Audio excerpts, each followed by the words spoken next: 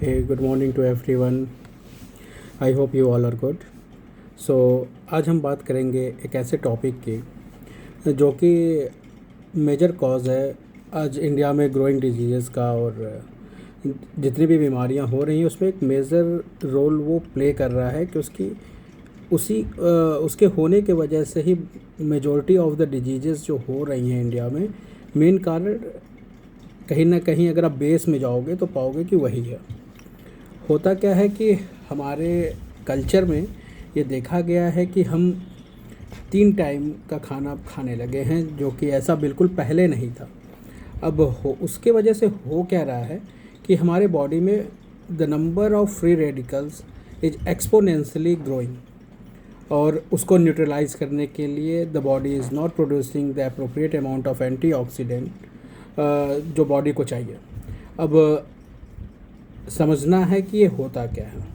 अब इसे हम कहते हैं ऑक्सीडेटिव स्ट्रेस। बॉडी में ऑक्सीडेटिव स्ट्रेस जब बढ़ता है तो हमारे ऑर्गन्स मेल फंक्शन करते हैं, और जिसके कारण हमारे बॉडी में डिफरेंट डिजीज़ होने लगती हैं और बॉडी प्रॉपर वर्क नहीं करती है। तो आइए समझते हैं कि ऑक्सीडेटिव स्ट्रेस होता क्या है। जैसा कि मैं आपको सिंपल लैंग्वेज में बताने की कोशिश करूँगा और आप समझ भी जाएंगे। अब कहीं भी आपने ये देखा होगा कि रस्टिंग जो होती है आयरन पे, कहीं भी आपने देखा होगा कि आयरन रखा हुआ है लोहा, उसको आप धीरे धीरे देखेंगे कि रस्टिंग होने लगी है और एक समय के बाद लोहा ख़त्म हो गया। तो वहाँ उसी को आप समझ, जो प्रोसेस है वैसे ही सेम हमारे बॉडी में प्रोसेस होता है। जो फ्री रेडिकल्स होते हैं वो काफ़ी एक्टिव होते हैं, वो स्टेबल नहीं होते, उन्हें इलेक्ट्रॉन चाहिए होता है बॉडी में ताकि वो स्टेबल बने। तो वो क्या कहते हैं कि हमारे सेल्स पे जाके वो चिपकते रहते हैं, उनसे इलेक्ट्रॉन्स लेने की कोशिश करते रहते हैं, और डिफरेंट ऑर्गन्स और क्या कहते हैं बॉडी में स्ट्रेस डालते हैं कि भैया हमको स्टेबल होना है, दूसरे का छीन लेना है और अगले को छोड़ देना है। और ऐसे ही जब होता क्या है कि जब हमारे बॉडी में जब हम खाना खाते हैं तो फ्री रेडिकल्स मेटाबॉलिज्म के बाद उनकी संख्या बढ़ती है, और होता क्या है कि हम उसको बर्न भी नहीं कर पाते हैं, कैलोरीज हम बर्न भी नहीं करते हैं। तो अब हो क्या रहा है कि फ्री रेडिकल्स जब बॉडी में इंक्रीज़ कर गए, हमने एंटीऑक्सीडेंट्स बाहर से लिया भी नहीं, और हम क्या कहते हैं कि लीफी वेजिटेबल्स भी नहीं खा रहे हैं।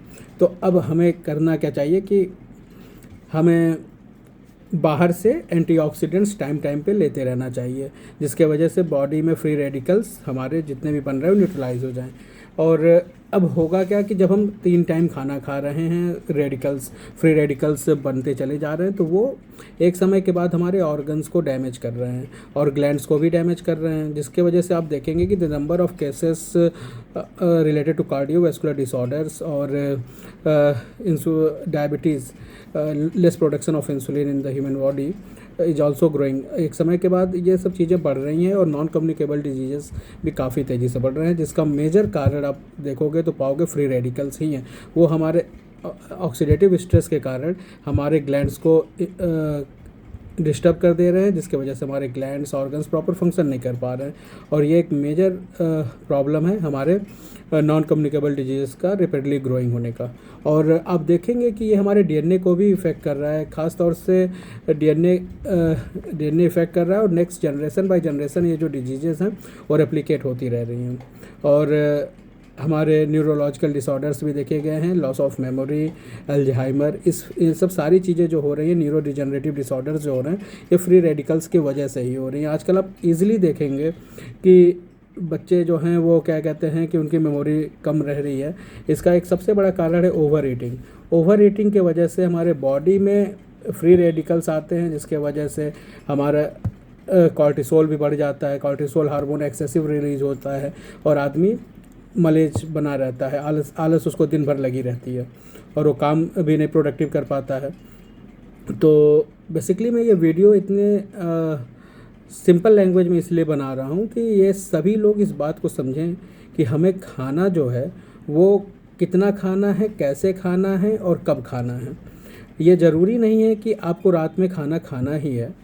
आप सुबह उठे हैं, आपको भूख नहीं है, फिर भी आपको नाश्ता करना ही है, ये बिल्कुल भी ज़रूरी नहीं है। और ये आप इस बात को समझिए कि अगर आप फिजिकल वर्क अगर आप कर रहे हैं तो आप फूड खाना खाइए।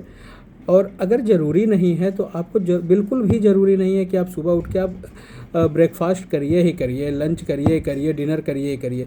जब आपने खाना खाया, आपकी बॉडी अगर बोल रही है कि मुझे फूड चाहिए, तो ही आप खाना खाइए। क्योंकि अगर आपने खाना खाया बिना भूख लगे तो बॉडी में फ्री रेडिकल्स आपके बनेंगे, जो कि आपके अफेक्ट करेंगे जाके ग्लैंड्स को, ऑर्गन्स को, जिसके वजह से हार्मोनल इम्बैलेंस होगा, न्यूरोलॉजिकल डिजनरेशन होगा, और आपको ना जाने कितने प्रकार की नॉन कम्युनिकेबल डिजीज़ेस होंगी जो कि आपके पूरे लाइफ स्टाइल को डिस्टर्ब करके रख देंगी।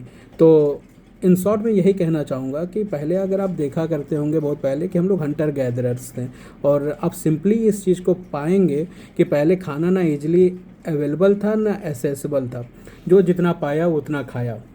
तो सिंपल सी बात है कि हमें उतना ही खाना है जितनी की ज़रूरत हो, और जब हमें भूख लगे तो ही खाना बने। अगर खाना खाएं और खाना बने भी, लेकिन ऐसा पॉसिबल नहीं है आज के जीवन में, जो कि सबके अलग अलग जॉब प्रोफाइल्स हैं, सबके अपने अपने अलग अलग काम हैं। तो खाना आप बन जाए तो हाँ ठीक है, आप पैक करके रख लीजिए, लेकिन उसको तभी खाइए जब आपको भूख लगे। इसलिए मत खाइए कि हाँ खाना है भैया, टाइम हो गया है तो खाएं। तो अगर आपने अपने डाइट को कंट्रोल कर लिया तो आपके फ्री रेडिकल्स नहीं बनेंगे, और फ्री रेडिकल्स नहीं कम बनेंगे तो आपके जो बॉडी में एंटीऑक्सीडेंट्स हैं तो वो क्या कहते हैं उसको जाके न्यूट्रलाइज कर देंगे, जिसके वजह से होगा क्या कि आपके ऑर्गन्स चाहे ग्लैंड्स का जो हार्मोन्स का सिक्रेशन है वो कम मात्रा में होगा, जिसके वजह से आपके दिमाग भी सही रहेगा, पेट भी सही रहेगा, और बीमारियों से भी आप बचे रहेंगे। सो इन सिंपल एंड शॉर्ट कि देखिए, डॉक्टर के पास आप जाइए, बिल्कुल जाइए, कोई दिक्कत हो तो जाइए, लेकिन अब ये क्या है कि बीमारी खुद ही पैदा कर रहे हैं, उसके बाद डॉक्टर के पास जा रहे हैं, डॉक्टर भी आपको नहीं समझा रहा है कि भैया प्रॉब्लम क्या है, और वो आपको दवा दे रहे हैं, आप दवा खा रहे हैं, और उसका क्योर नहीं बता रहे हैं कि what is the root cause behind your disease. इस बात को आप समझिए कि पूरा खेल आपके समझदारी का है, सिर्फ नॉलेज रखने से ही नहीं होगा, आपको अप्लाइड नॉलेज चाहिए होगा। So I will complete my whole this lecture in short by quoting only one line: eat less to be healthy and active and live a longer life। और जीवन का एक मूल मंत्र है, बहुत लोग मूल मंत्र नहीं समझ पाते हैं कि जीवन का मूल मंत्र है क्या। देखिए, अगर आप इस धरती पे जन्म लिए हैं तो इस धरती पे आपकी रिस्पॉन्सिबिलिटी है कि आप एक लंबे समय तक एक लंबी हेल्दी लाइफ जी के जाएं। ऐसा ना हो कि किसी बीमारी के कारण आप मर रहे हैं। कोशिश करिए कि बीमारी ना हो, और अपने क्या कहते हैं कि डेली जो खाना आप खा रहे हैं उससे आप ऑयल को कम करिए। ऑयल इन द सेंस कि अगर आप फिजिकल एक्टिविटी करते हैं, आपकी फिजिकल एक्टिविटी ज़्यादा है, तो नो डाउट आप ऑयल वगैरह ले सकते हैं। लेकिन अगर आप सेडेंट्री लाइफ स्टाइल है, for example you are school going student, then आप ले सकते हैं ऑयल बिल्कुल। लेकिन अगर आपके ऑफिस का काम है, आपका बैठना ज़्यादा काम है, तो आप लेस ऑयल लीजिए। और सबसे ज़रूरी चीज़ कि आपको पानी भी पीते रहना है। और बाकी एंटीऑक्सीडेंट्स के आप टैबलेट्स ले सकते हैं, इजीली एसेसिबल है।